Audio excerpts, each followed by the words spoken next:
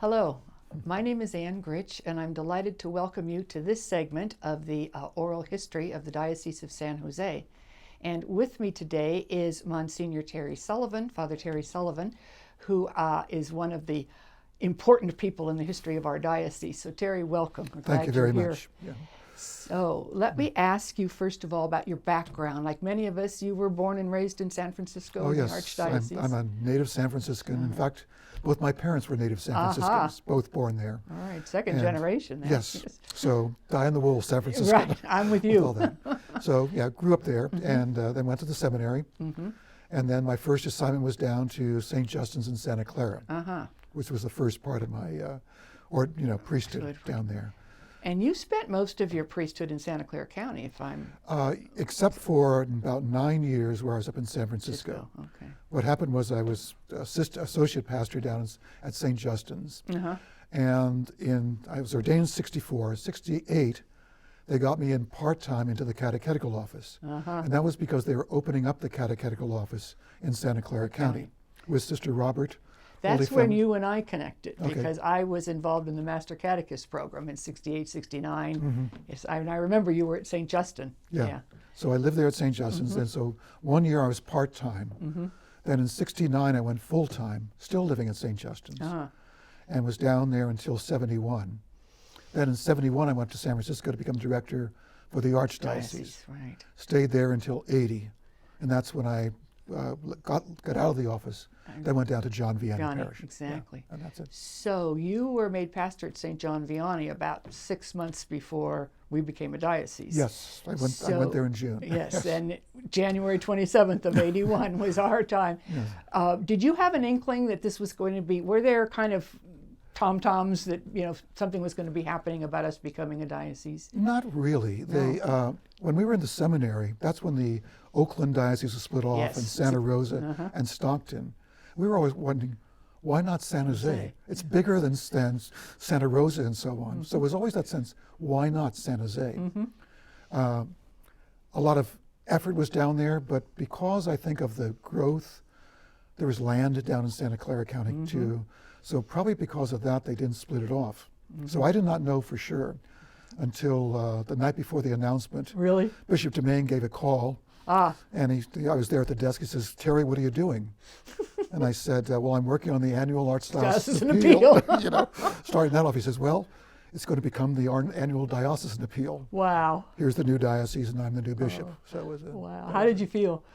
It was sort of a surprise, but I really felt good about it because my heart was really in Santa Clara County. Sure.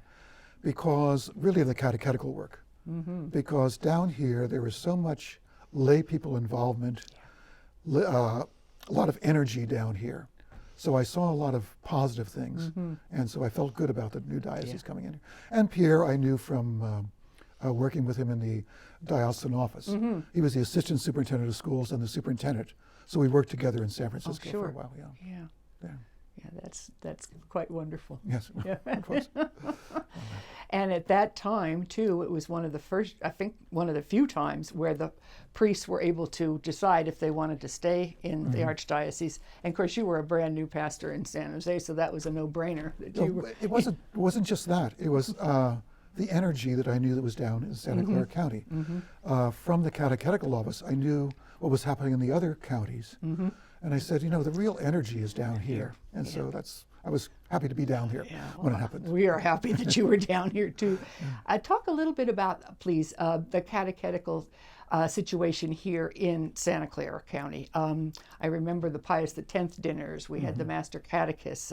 Who were some of the important people in this ministry? Okay, well, when we started the office, again, Sister Robert came down and she got to know a lot of people down here. Yourself was probably one of them. But May McAllister, remember her? Big person, who did a lot, really, because she was the one that brought down from USF the theology program. That's right. There was an extension program they set up down in Ascension Parish. And so she was one of the big ones down there. There was a lot of other lay people that are just involved in many things. Some of the names like Ruth Dunn, Eileen Arenata, Ruth Ruth Spencer, you got that. Anne Madruga over Oh in yes, Milpitas. Joan Bellicat. Yes, these are all the ones that were, you know, Florence Magruder. Florence Magruder Was another That's one. right, These are some of the names that were really down here. And They really were the movers and shakers. yeah, they were. And they were the ones who had the energy, as I said, and they went and got a lot of education themselves and did a lot of things going forward on it. Yeah. The Master Catechist, that was when Sister Karen Stern came into the office. Yes. Sister Robert was in 2 years, then Sister Karen came. And Sister Karen is a great catechist. You probably know that. She can really do things.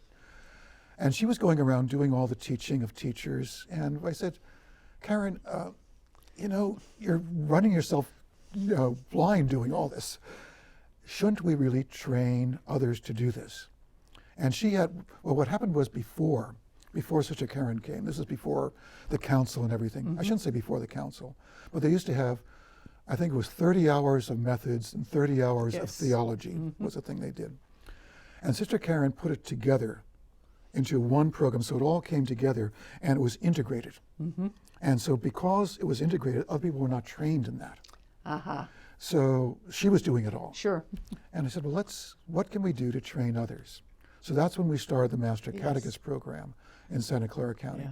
And I think it was a 2-year program. It was. It was, and it met regularly at different parishes, but most, I think, a Transfiguration, as I recall. Could have been, Well, I think we also did it down at, I remember being at the Holy Family Convent. Yes. We did a little bit there, yes. too, things like that. Yeah. So that was there. The Pius X, when I came into the office, the way they had it was only those who received it came up to San Francisco. And they went to dinner, and there they got the Pius X thing. And we were saying, wait, how about their spouses? You know, how about those who helped them in some way? How about their pastors? Yes, was it? So that's what we said, let's do it down in Santa Clara County and invite those who really support them. So it's more of a community that we build up. And that's when we started down in Santa Clara County. And it's still going strong. Yes, it is. It's a great gathering. It is a wonderful gathering. Because you have not only the ones who are receiving it, but you have past ones as well. That's a real good community there. It really is. And sitting by parishes and it's applause. It's just a grand evening. It really, really is. And the surprise of, I mean, that was for 10 years, but then you get to 30 and 40 and 50 years. It's really something. It's amazing. And that catechetical community is just, it's a wonderful group of people. It truly, truly is. So you have to feel very good about what you were involved with. The thing that made me feel very good about it was when I came down to Santa Clara County and we were working around for leadership in the new diocese. Who was it but? The catechists. Yes. The lay people involved in catechists. And it was just and of course our Bishop Dumaine was wonderful about empowering lay people, particularly women. So it was just, it was an exciting time, you know, just the new beginnings. It was really wonderful. I understand that when you were at St. John Vianney, a group met at the parish, kind of around the dining room table, as I understand it, those who were involved in the rite of Christian initiation of adults, the catechumenal community? Yes. What happened was Bishop Dumaine asked me, he said, we should do something about RCIA. He actually sent me to a meeting that was in Estes Park, Colorado. Oh, my. Of the, what was it called? I forget. It was a national group. Forum? Yes, that was right. The Catechetical, or the Forum on the catechumenate. Whatever it was, So I went to one of those, and he says, well, we should do something in the diocese. And I says, well, the only way we can really do that, let's get those who are working in it together. So I called people together. I'm sure Ruth Dunn, Ruth Spencer were part of it. They were definitely. Liz Lilly, I think, was part of it. Could have been that. Patrice Underwood, I remember that. She was part of it too. Maybe Anne Madruga. I wouldn't be surprised. But it was people involved. We got together and said, let's start talking about what we need to do to make this increase and grow in the diocese. So that was when the start was just at least communicating with each other. What are you doing? Helping out. But they also came up with the idea of that right of election to make it diocesan. They said we're being called into the whole church, not just the parish church.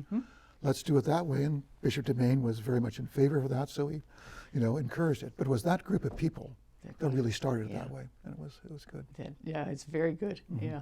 And that's continuing too, isn't it? It is, and in fact, it's grown so that there are 3 ceremonies now for the rite of election. Yes. Yeah. Just because of the numbers. So what you started around that table definitely bore fruit. Yes. Yeah, it was good. So you were at St. John Vianney for 5 years. 5 years, yes. 5 years, and then a call came. Yes. Can you tell us about that? An unwelcome call? Well, the bishop invited me down to his house for lunch. Oh, dear. And mentioned that and he mentioned that Monsignor Milani, or Father Milani, was going to be leaving the office and wanted me to come into the office. I sort of gulped. Yeah, really? And I said, Pierre, I just got out of 11 years working in the Catechetical office. Just got back to a parish, which is my real joy.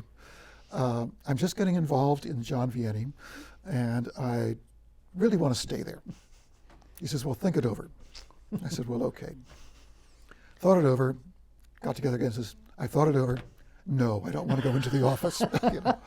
And he comes back and says, well, who are we going to get then? I says, I don't know about that. And I thought about, well, here's some others. He says, well, think it over again. Oh, dear. That's so Bishop DeMaine, yes. isn't it? Thought it over again and still said, Pierre, I still don't want to do that. He says, well, I really ask you to think it over again. Oh. So I went out to the beach one day. Water is a place I like because I grew up by the beach and water, and sat down there and just had a real heart-to-heart with God. I said, what am I going to do? I said, well, okay, I'm here to serve. Okay, I'll do it. So reluctantly, I said yes. And that was it. Yeah, leaving Parish would have been very hard. Yeah, there's a lot of good things that happened that John was coming up there. In fact, I saw later on about the pact, and how that started. Yes, people because I remember we were starting that too. I remember that Larry Largenti initially, because his connection with San Jose State when he was Newman chaplain, he got to know a lot of the people working in the sociology department. And one of the ones he got to know was Jose Carrasco. And he started then meeting with different parishes about what can you do to help in the community on different things. And so it got a number of us together just thinking about that. A lot of them were east side and downtown deaneries, was that. And eventually we said, okay, let's do something. He couldn't do it because he was a full-time teacher. And that's why we hired a full-time organizer, Steve Schneider. Yes, that's a name from the past. Yes. And he came in and helped us organize a lot of things, and that's how it started off. So these were things that were energy that were going on. Yeah, exactly. And I said, that's why I don't want to get out of the parish. I know. Why would I leave this? Yes. So that was it. So that was coming into the office there. It was good. So what were some of the challenges? I was surprised how many, when I'm looking at the history of the diocese, the things that went through there, some of them I forgot about. Or blocking. Yes. The biggest one when I came in was the whole Vietnamese situation, which was the struggle, which was really between two groups of Vietnamese people on that. And who was going to have control? One group had the sense of, we have to keep everybody together because we're going to go back to Vietnam and we're going to take over from the communists. Exactly. The others were saying, we're here, let's work in here. Home. And let's work in there. So this was the whole thing. Very difficult with that. And when I think of it, Father, it was really only about 10 years after the fall of Saigon. So this was still pretty raw. 75, I think, was the fall of Saigon. Yeah. So this was, and I came into the office at 85. So just 10 years. That's not, and a lot of those folk had spent time in camps, and it was very raw. And recent. Yeah, so it was a real struggle with that. That was one of the big things that we went through. It took a long time. I really thank Father Paul Jung for what he put himself through to do it. And he went through a lot. He was named pastor, wasn't he the name the first? Yes. What happened was the original coordinator for it was Father Joseph Ching. Ching, I think that's what it was. I think so. Yes, anyway, Joe Ching. He was a professor. So he was used to that. He was not used to things happening in the parish thing. I think he taught in Germany, taught other places like that. In very orderly. Yeah, but he was the oldest priest in the Vietnamese community. The thing about elderly was very important. So he was the one who was sort of put in charge. And he had people around him, some lay people sort of got a hold and they took over. And he couldn't really do anything, control them. And so they were trying to organize their way of doing things, which is going back to Vietnam and so on like that.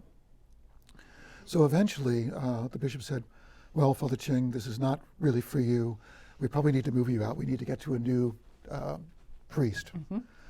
So I actually, as Vicar General, went around and interviewed all the Vietnamese priests and said, who would you recommend as we do it? And they all recommended, or the high recommendation was Father Paul Jung on it. And so he was the one who was asked to do it. And so he did it. They had to leave their home.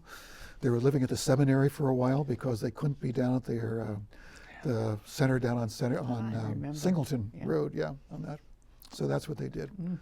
And but anyway, that was one of the great challenges. Great challenges was that.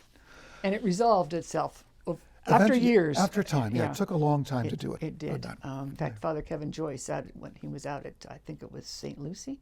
No, at Maria Goretti. Maria Goretti, because Singleton was within the boundaries of Maria Goretti That's right. Parish. That's that right. Was it. There. The other thing that came up, I saw this, I didn't realize, but something you were probably part of, was the whole Palo Alto situation. Oh, yes, indeed, 1987. Yes.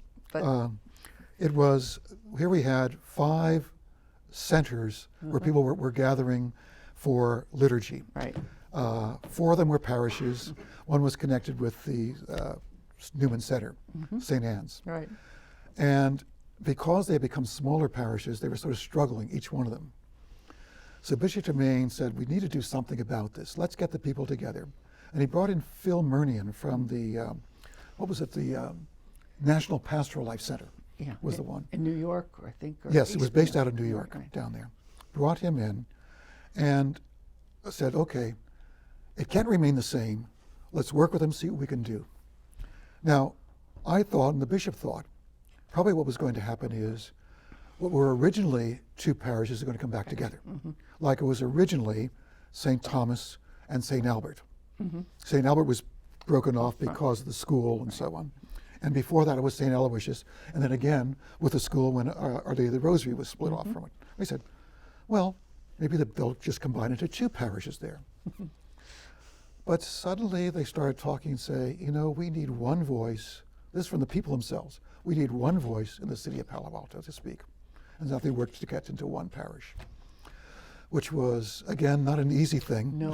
No. And Father Al Larkin, who had taken my place at John Vianney, he said, well, I'd be interested in that because he had worked in Palo Alto. Yes. Yeah. And so he came back and through a long struggle, tried to work that together in many ways. It took about 25 years, Yes. but but it did happen. Yeah, still working on that. But so that was a huge challenge. There.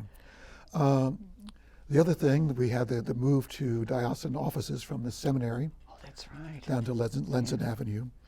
And I remember the whole thing going through there of who's going to get windows, who's not going to get windows. I mean, all this thing. And like you really cared, just to figure it out. Well, you know, the original plan was very good because it was a fairly big building. It was. Yeah. And part of it was being leased out by Pacific Telephone on that. And the idea was that we would be on the top floor, the diocesan offices. Pacific Bell would have the 2nd floor, and the 1st floor would then become Catholic Charities. That's right. Yeah. Was the idea, the whole thing to happen.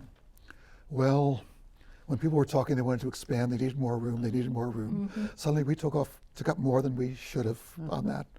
And Catholic Charities needed more room than they did, so Catholic Charities had its own building on stuff, was it?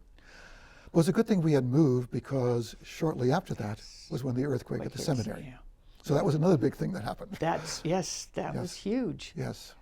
Now, when you were Vicar General also, Monsignor Jean Boyle was involved with the whole social justice part, right? Right.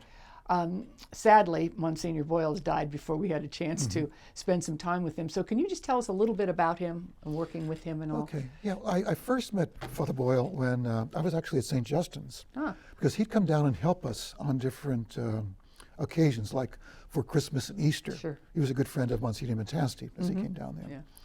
And Gene was someone who always had broad vision. He was a great reader. I don't know if he slept very much at night because he read so much in his time. He was known as a bright light in the diocese because many people might not have remembered there was a diocesan mission band. Yes, that's going way back. Yes, that Archbishop Mitty put together because Mitty was not too happy about the Jesuits and the Dominicans and Franciscans being considered the ones who can give missions. He said diocesan priests can do that. All right. So we got the best preachers together to do that, and Gene Boyle became part of that. When he finished with that, he became the director of Vallombrosa Retreat House. And there, we've seen that beautiful chapel there. He was there when that was built. So that was part of his whole thing. Legacy, right. The chapel and the two wings, I think they're called Francis and Teresa wings, he put together there.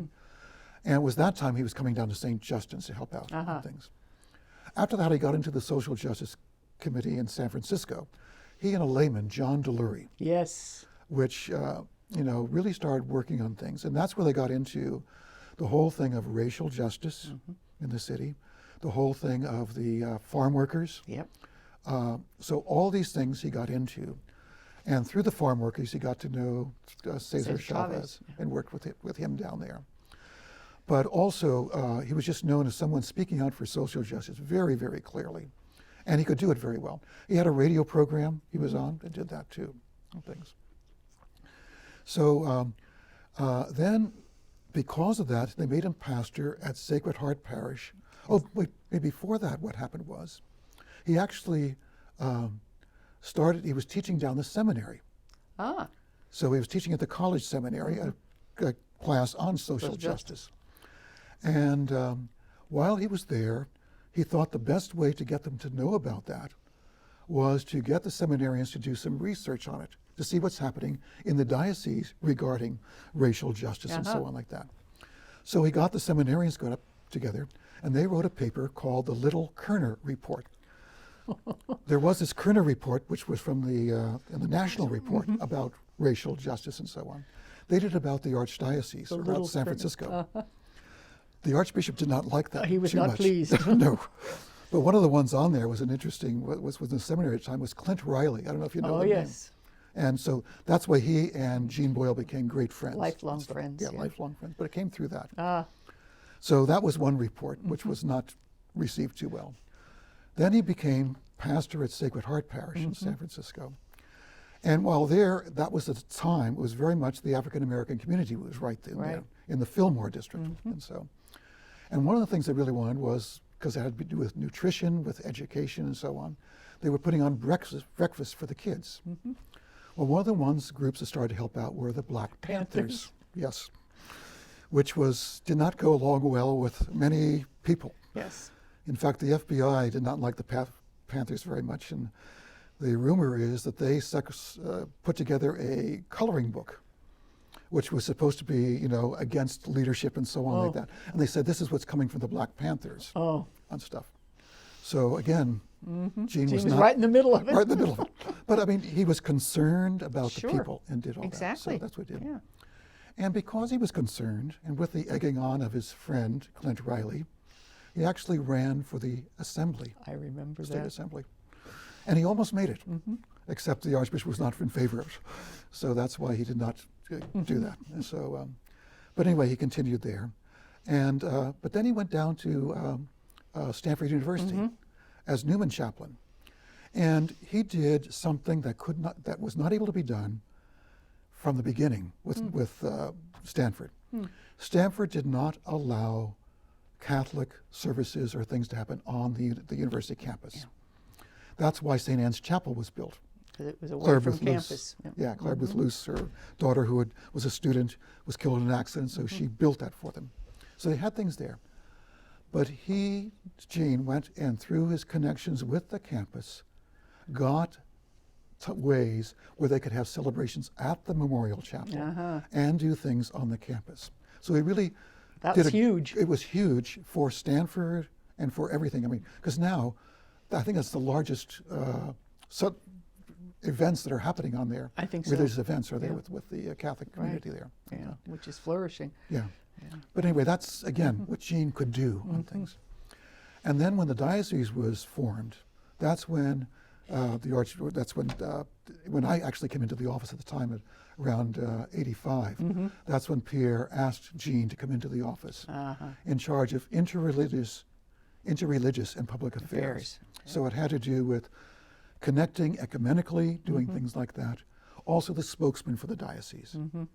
So Jean was very much involved in the whole thing with the Vietnamese, with the Cupertino Project. Oh, yes. You know, all these things that were happening. He was very much involved there. And he was very bright, and he could do things very well. And so those were... Thank you. Thanks. The Cupertino Project was our trying to sell the property. Right? Yes. And running into many roadblocks. Yeah, well, that was... see, when the diocese was split, what happened was they usually split the resources between the archdiocese and down here. Well, down here in Santa Clara County, the main resource was land. And the main land was the seminary land. You know, I think it was 80 acres. I forget how many acres, but quite a few acres was there on that. And so when we split, we got very little money, cash, but we got the land. So our endowment was this land that happened. So when the seminary was destroyed, the building in the '89 earthquake, that's when Bishop Demain said, let's see what we can do to sell it. And we had worked out something. They were going to really put it in something where there's going to be housing there. We were going to get $80 million from it. I remember there when a particular group signed it. You know, they are taking out I forget what the first thing is. They sign something and say we then have a time to look it over for a while. They did. Well, then a few things happened. There was the savings and loan crisis. Oh, yes. Which happened at that time, so money became tighter. There was also at that time the thing about earthquakes, because we just had that earthquake, which was right on a fault, was right alongside there, so that happened. Also the thing about PG&E lines, you know, the high voltage lines, and how that might affect health of people. Well, guess which one? What right through the property with the PG&E lines. Of course. There. Lucky us. And then what happened was it came into the purview of Cupertino city. So it was sort of integrated into that city. And they were looking for open space. So with all these things, we couldn't put in what we needed to put in and so on like that. They had to have open space and so on. So when they eventually sold it, I think we got about 22 million from the original 80 million and so on like that. And so that was the seminary land. And so, but we have the cemetery that's there, which they actually had before, which they were not going to sell anyway. That was there, yeah. Wow. But that was another part when I was there in the diocese that was going on. So amazing. Yes. So after your time at the Chancery, then you went to St. Lucie. How did that work out? Was the pastor retiring or? No, well, what happened was 2 years before I went there, Pat Brown went there. That's when Len Bowes retired. That's okay. And when I was getting out of the office... had you just told the bishop you really wanted to go back to parish? Well, I told him when I first went in, I said, I want a term. Right, I don't want any of this indefinite. Yes, I don't want that, because I really wanted parish work, sure. you know, there. And I said, a term. He says, well, I says, now you've put down a term for everybody else, 6 years, 6 years here. I will accept it for that. I was in 6 years, and when I was getting towards the end of it, he wanted to take a sabbatical. So I stayed in one more year, a seventh year, so he could take his sabbatical and do that. And so I actually got out of the office in February. That's when Mike Mitchell came in, came back as a financial person, and later on Al Larkin came in as the director of the Parish. The life or whatever. Office of the Pastoral Ministry area. There. He was in there. But anyway, and I had some time off from February to June before I went into the office. But he asked me, well, we got some parishes open. And he says, we've got we got St. Joseph's downtown. The Jesuits are going to be leaving that. How about going down there? And I said, Pierre, that's that's not really the parish life I'm used to. I'm used to families. I'm used to, the thing of catechetics and all this other things. That's a downtown area. I really would like something that has families in it and family life and so on. And by this time it was cathedral too, so Yes. there would be all of the diocesan events. All those things. Yeah. And actually, what he had talked around, then he said, well, let me think about it. And he talked to others. He talked to Pat Brown.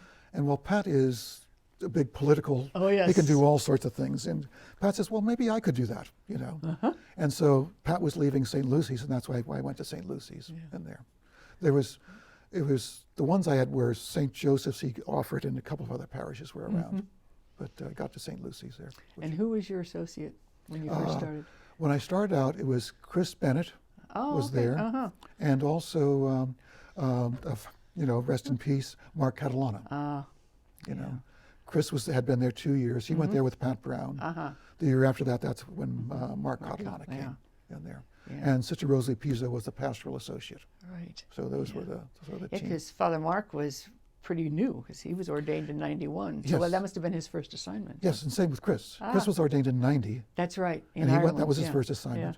Mark in 91, he went so there. That must have been fun for you. Yeah, it was something. Yeah, it was good. And Sister Rosalie was the pastoral associate. Yeah. So it was. How was there any kind of an adjustment, or did you just slip right back into pastoral work? Well, I liked the work very much. There were still, you're used to doing things in office and stuff like that, taking care of things. But I got back into it and got to know the people. Great people. Well, every parish has great people. Isn't it true? Yeah. Yeah. And just. And the people love their parishes and they love their pastors and priests. It's really quite wonderful. Yeah. It really is. So you retired then in 2005? 2009. 2009. So you were at St. Lucy a good long time. 17 years. How wonderful. Yes. Yeah. Well, what happened was I was coming up to the 12-year thing of it. The term. Yes, because it was supposed to be 6 and 6, and then that's it. And at that time, I was turning 65. And so I said to the bishop, I said, well, okay, if you want to move me, okay. But I don't want to become a pastor again, because it takes you 3 years or so to get to know the people in the parish. And I'm saying, I'm getting older, that's going to take a lot of work. Yeah. So what you can do with me is one of 3 things. If you want to move me out of here, that's fine, I'll become an associate someplace. He was thinking at that time of putting in the director of pastoral ministry in some parishes. That's right, I remember. I said, if you're going to do that and they want like a senior priest to be in to help them out and be part of that, I would do that, but they're in charge. I would do it. Or if you want to leave me here, that's okay, I'm open to that. So I didn't hear anything, so I was left there for 5 more years. That's why I was 17 years at St. Lucy's and retired. Now in those 17 years, what kinds of changes did you see in the Church of San Jose? I'm thinking in terms of clergy from other countries, the whole Silicon Valley, just what kinds of changes have you noticed? Well, did you notice? A lot of things was the ethnic makeup of the clergy and actually where they were trained.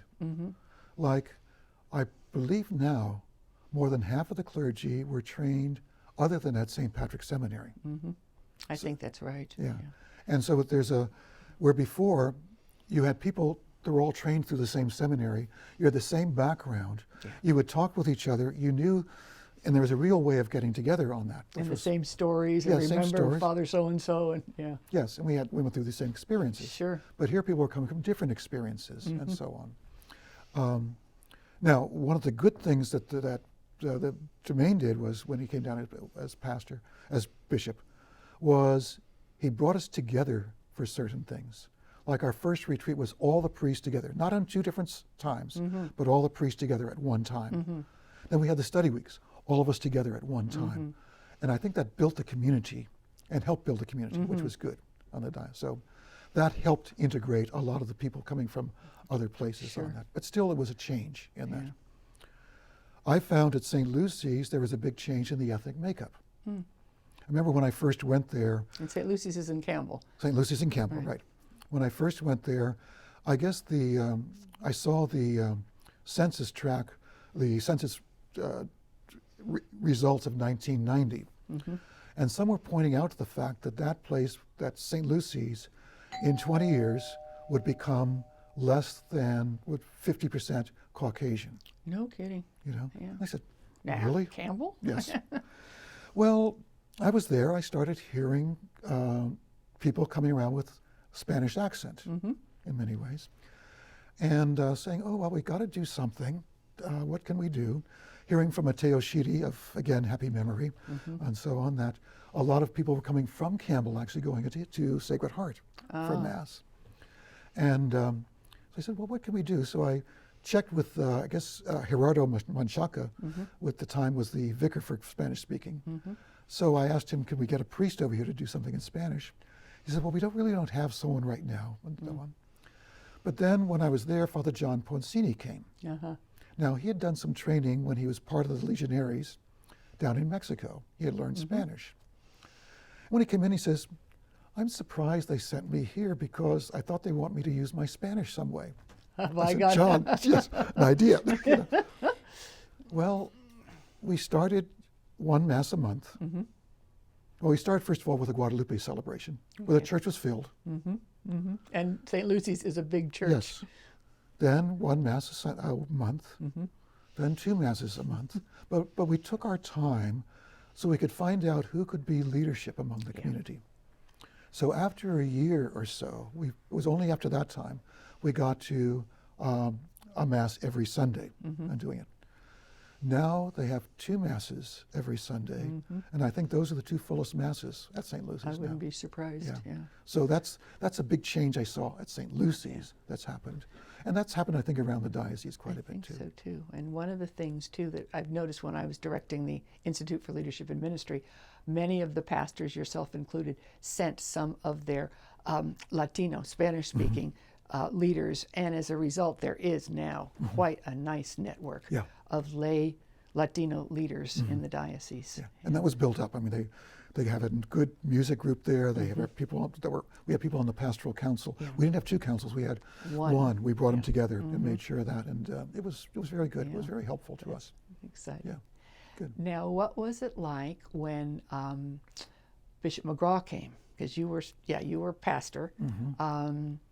And of course, I thought it was absolutely wonderful that we had those 18 or 19 months when we had our two bishops. The transition, I tell people, was smooth as silk. Any changes among the clergy, though? How his coming impacted anything? Yeah, well, there are different styles. Sure. You know, Bishop Domain is one way and Bishop McGraw is another way on stuff. So different people had ways they, were more familiar with one than with the other as did things. So that always comes going in, to happen, like that. And of course, those two did very well together, too, the two bishops. Yeah, they knew each other. Yeah, and they liked each other. Yes, and they supported each other. Yeah. In many ways. And to this day, too. Yes, still. Bishop McGraw is wonderful with Bishop Domain.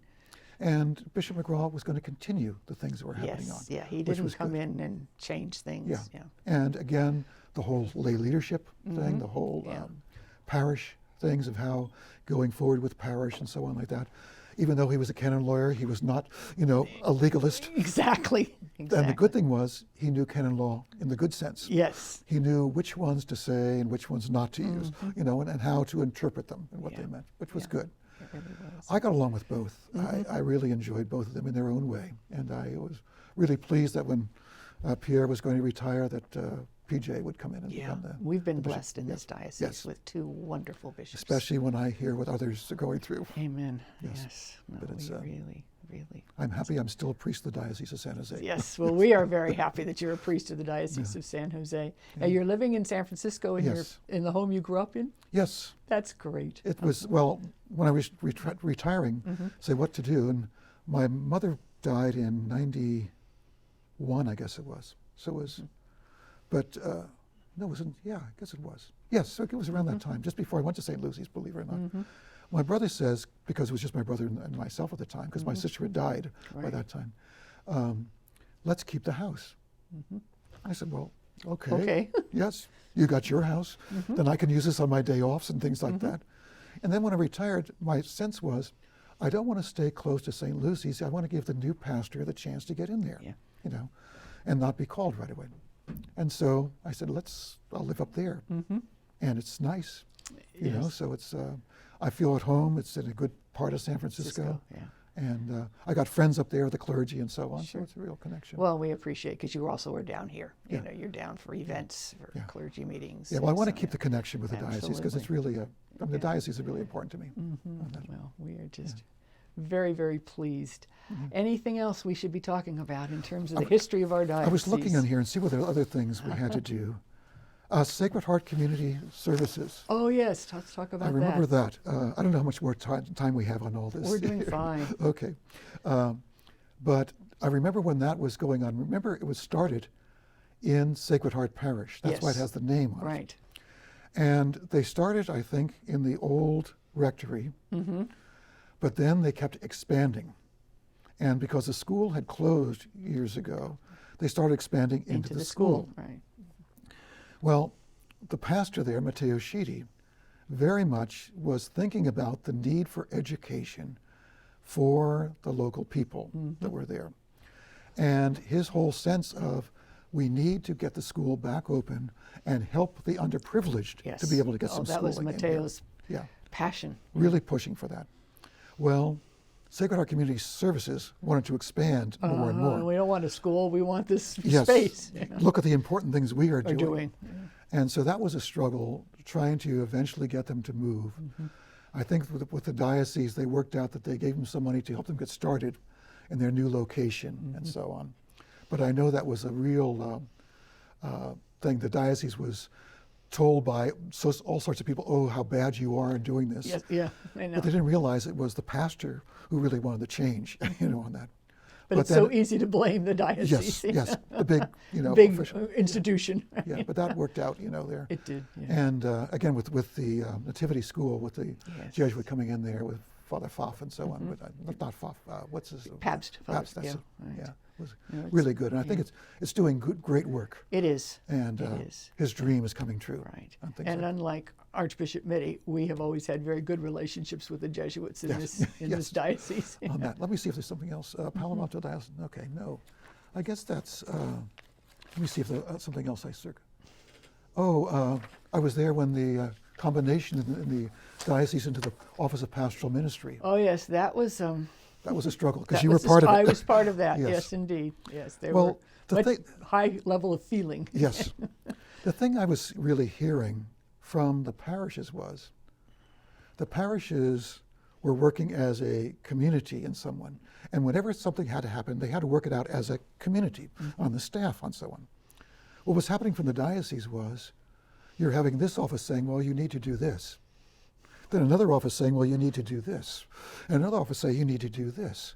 And the sense was, wouldn't it be better if the diocese mimicked what was there in the parishes? And that was the idea of trying to pull them together and saying, okay, become one office, pastoral ministry, work in one group towards the parish on that. I know it was a little hard because everybody was, having their own things going on. They did. And, some who had been directors felt that they were, being demoted. And, Yeah. there was just a lot of Yeah, emotion. it was hard. Yeah. Hard. Change But it is hard. worked out. Yeah. It did work out. And I think it's better because working together, it was enriching for each other, but it also, I think, connects with the parishes better in Yeah. that way. No, it really And that did. was it. It really And that's did. actually what brought about the whole thing that you were involved, the Institute, ILM, Yeah. Yeah. because as working together, each was before had its own training program That's right. for their different ministers. And then they said, well, there are similar ones. We have similar things. Let's do some parts together, and then they can specialize towards the end. Exactly. And that's how. And it's still going strong. Yeah. But I think it worked out beautifully the way. And thank you for what you did too, to do that. Yeah. Yeah, it was just a joy. Yeah. It was just a joy. And one of the great things, happinesses for me, is that my successor has just carried on and is doing wonderful work. So Good. it's just Good to hear. It's going. In fact, it will be next year. Be 20 years. Wow. Yeah, this year. 20. Yeah, it'll be 20 years since believe it that, got yes. started. Isn't that amazing? Yeah, that is. Yeah. Yeah. Those are the So- only things I can think of anyway that are coming up anyway. Well, this has been a wealth of information. Thank you so much, Father You're Terry. welcome. It was just good to be with you.